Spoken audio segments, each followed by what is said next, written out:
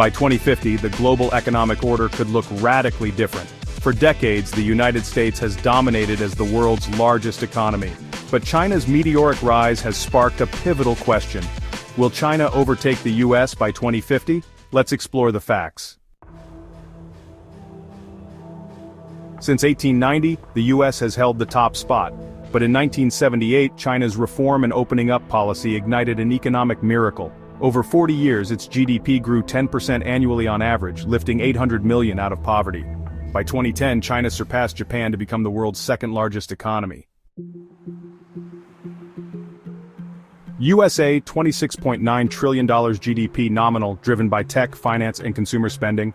China $17.7 trillion GDP nominal, fueled by manufacturing, exports, and tech ambition. Forecasts vary, but key institutions weigh in. Goldman Sachs China's GDP could overtake the US by 2035 and be 30% larger by 2050. Standard Chartered predicts China at $64.2 trillion versus $31 trillion US by 2050 PPP. PwC, even with slowing growth, China's economy could double the US size by 2050.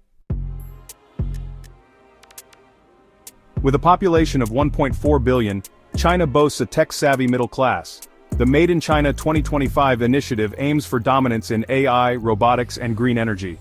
Plus, the Belt and Road Initiative spans 150 countries, securing vital trade routes. The United States fights to retain its edge. 59% of global reserves are in US dollars, maintaining dollar hegemony. It is home to 63% of the world's top 100 tech firms. Additionally, immigration helps offset an aging population, unlike China's post-one-child policy decline.